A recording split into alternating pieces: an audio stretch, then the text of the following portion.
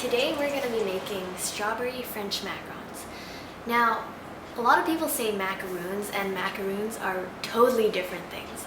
Macaroons are the little cookies with the shredded coconut on top, but French macarons are the delicate little smooth cookie that's sandwiched together with a little ruffle on the base of the cookie, and we're going to be making those today. Now, if you don't want to make strawberry macarons, then you can actually just take away the flavoring and the coloring, and if you want, you can substitute it with the flavor of your choice or the color of your choice. That's totally fine. So I'm going to go over the ingredients and I'll put them in this corner over here so you can see. Okay, so you'll need 120 grams of ground almonds. If you don't have ground almonds, just buy regular almonds or blanched almonds and just grind them up in your food processor until it's really powdery, and that's the same thing really. And then you'll need 200 grams of confectioner's sugar. Let me just tell you, it's fine if you have cornstarch in your sugar, it doesn't make a difference. And you'll need 100 grams of egg whites. They don't have to be aged. A lot of people say they have to be aged, but it doesn't make much of a difference. What it does is, if you age your egg whites, the proteins in the egg whites relaxes, so it whips up faster. So if you want to make your macarons quickly or you're in a rush, then the night before, just crack open your eggs, put the egg whites in a bowl and cover it with paper towel. Don't cover it with plastic wrap because there might be condensation in the fridge and the water might get in, which we don't want. So if you want to do that, you can do that. But if you don't want to, you don't have to. And then afterwards, you'll need 30 grams of granulated sugar, a big pinch of salt, a quarter teaspoon of cream of tartar, and food coloring, which is optional. You can use powder or gel or liquid. Powder and gel are better, but liquid's fine as long as you don't use too much. So the first thing we're going to do is sift our ground almonds and our icing sugar together, and I'll be back when that's done.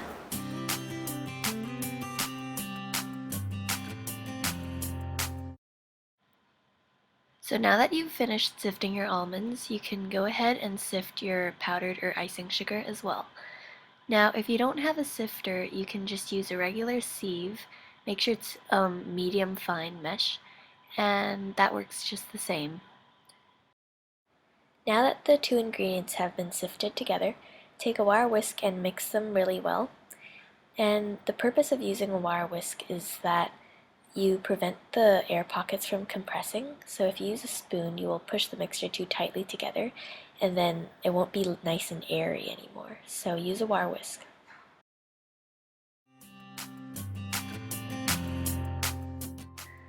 Now let's start beating our egg whites. So taking your egg whites, put it in a really clean bowl. Make sure it's not fatty or greasy at all. You can cut the grease with some lemon juice, and you want to make sure it's really clean, because otherwise, if any fat gets into your egg whites, then you can't beat them up to stiff peaks, and your macarons won't work. So taking a hand whisk or an electric beater, beat your egg whites until they're really foamy. And when they're foamy, you can start adding the salt and cream of tartar. Okay, our egg whites are now foamy.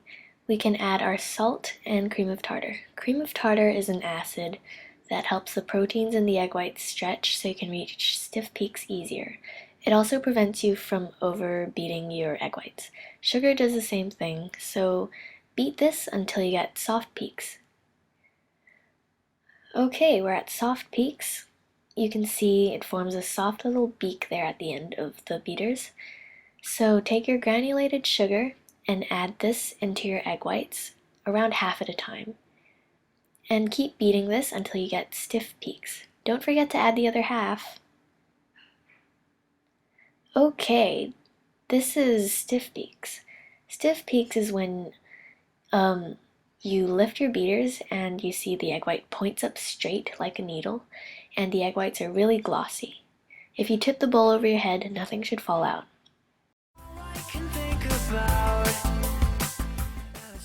Okay, this is when you're going to add your almond flour mixture to your egg whites. First though, you can add your food coloring. Now, gel food coloring can be added right away into your egg whites. Just beat it up and mix it together. But I'm going to do this later because I'm using liquid which I'll explain after I incorporate around half of the almond mixture. So let's do that first. So I'm going to do this in 3 steps. I'm going to put 1/3 of the mixture in the egg whites first and then incorporate that before we continue. This way your almond mixture doesn't get too clumpy. So using the folding motion, go around the edges of the bowl, down to the bottom, and then fold upwards and over like that. Did you see that? So down and over. And you can keep doing that until it's incorporated. Be quite gentle with this because if you mix it, then the egg whites will deflate too quickly and you'll get a runny batter resulting in ugly, flat macarons with no feet.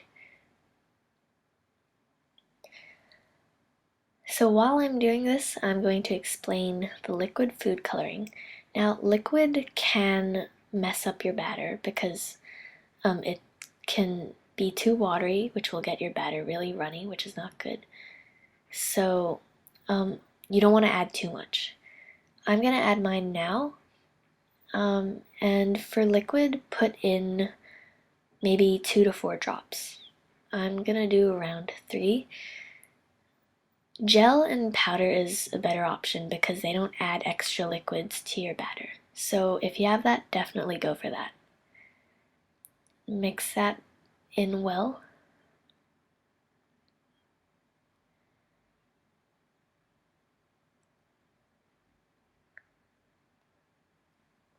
Okay, now I'm going to add my 2/3 of the almond mixture.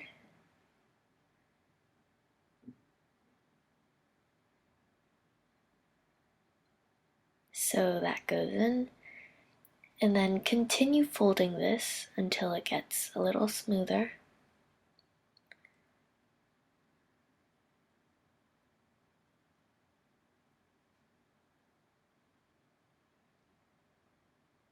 Repeat that motion. If you haven't got it, watch again around the edges of the bowl to get any batter, and then up. So around and up.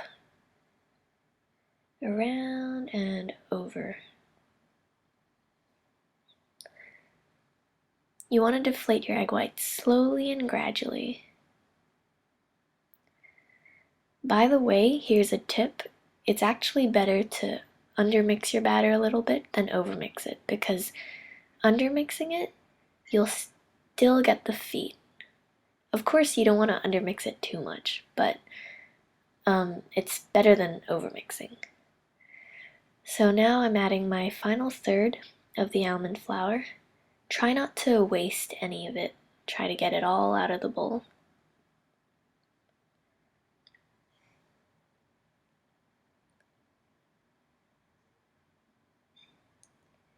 And now continue to fold until you get a thick consistency. It's quite hard to explain, so I'll show you in a second.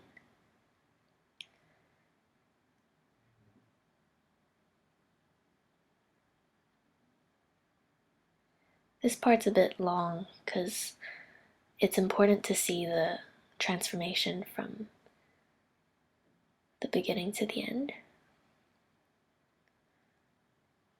Make sure everything is incorporated really well and use your spatula to scrape the sides if you have to.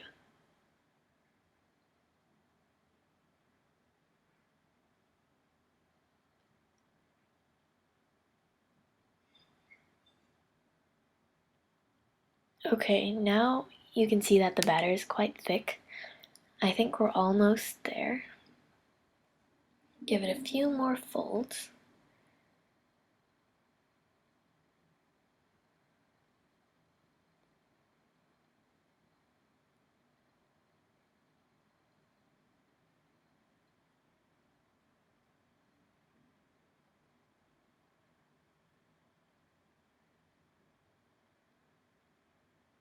Okay, this seems okay. So I'm gonna get a plate and we can test the batter to see if it's ready. So scoop up a bit of your batter and just dribble it onto the bowl or plate. And the batter should sink back onto itself in around 10 seconds, so there shouldn't be a peak. But as you can see, the peak is still there, so we're not ready yet.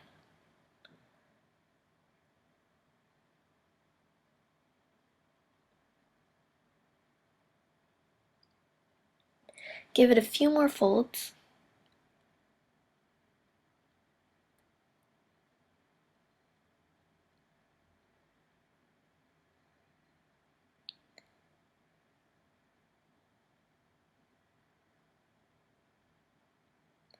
And then test it with the spatula again. As you can see, it's dripping quite thickly and it's forming a bit of a ribbon. So I'm going to test the batter again.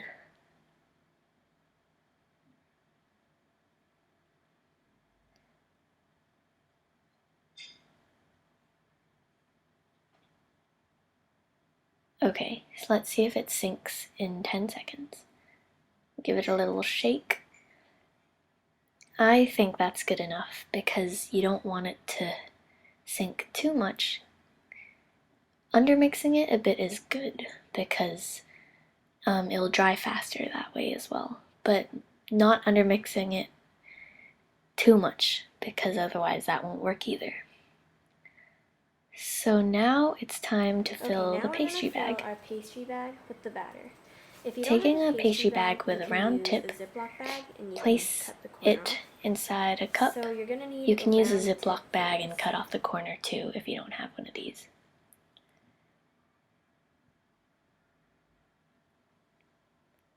The cup helps make it easier to scrape the spatula and get all the batter inside.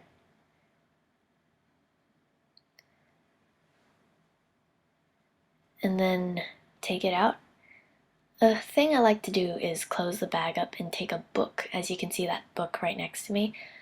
I use the book to squeeze the batter to the front of the pastry bag, so none of the batter is wasted. You want to get as much of this out of it as you can.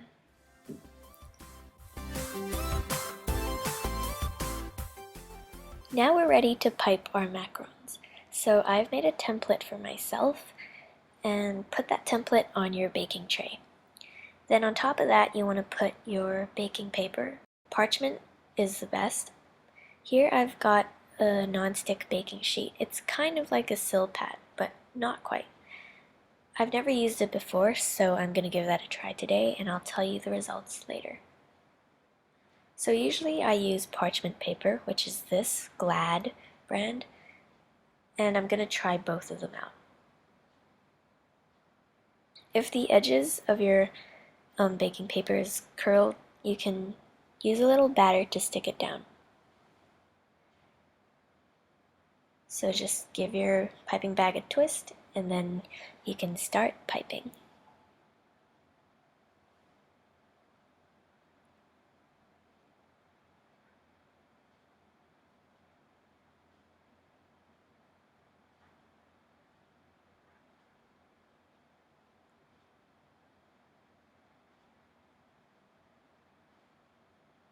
We both put our sunblock on, laid on the beach and vowed that we'd live and we'd learn.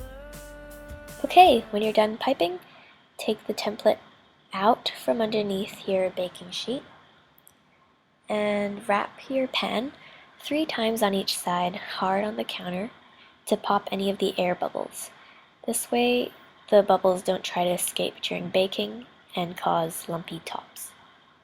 Now let these sit for from 15 minutes to 1 hour depending on the humidity. I recommend you turn on the aircon, and they'll be done when they're not tacky on the top anymore. Meanwhile, preheat your oven to 150 degrees C or 300 degrees F.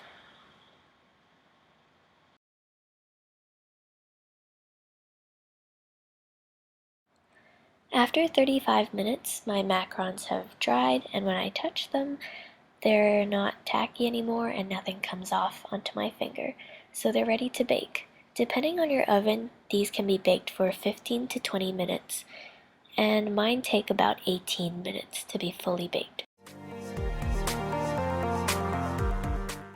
When it comes to baking, you can put your macarons in and swap the trays about halfway, but the better method would be to put one tray in at a time, because then it can get even heat throughout the whole baking process. But since my oven is tiny, I'm going to do 2 trays at a time.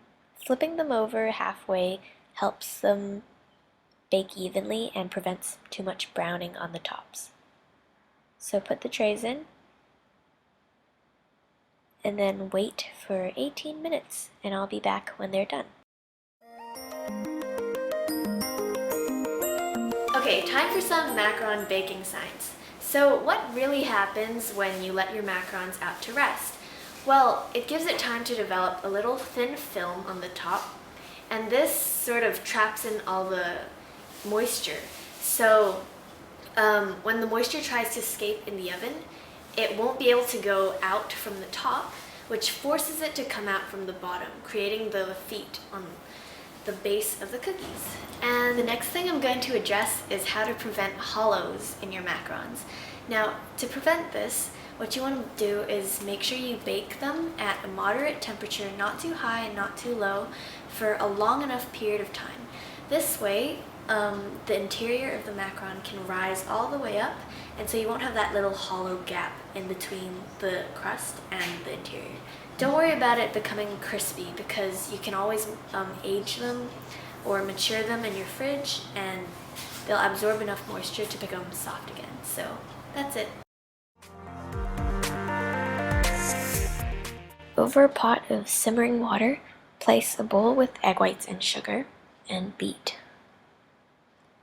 When it becomes really white and the sugar has dissolved, then transfer this to another bowl and beat until you reach stiff peaks. Now that you have stiff peaks, it's time to add your room temperature butter, 1 cube at a time. Make sure you beat the butter in really well, and keep going until the mixture is nice and smooth. Now that the mixture is smooth, it's time to puree our strawberries. So put the strawberries in a food processor, turn on the switch, and blend away.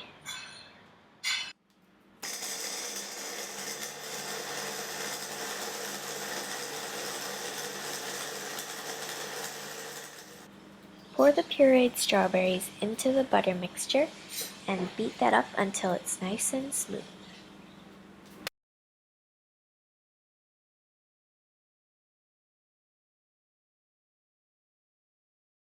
Cover up the mixture with plastic and stick it in your fridge until you're ready to use it. When your macarons are done baking, take them out of the oven and let them cool for at least 10 minutes.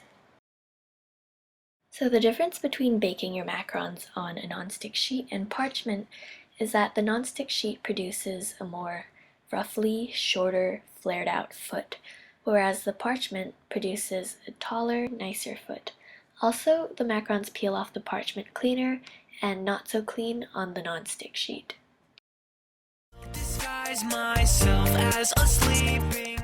Now that your filling is chilled, fill it up in a piping bag.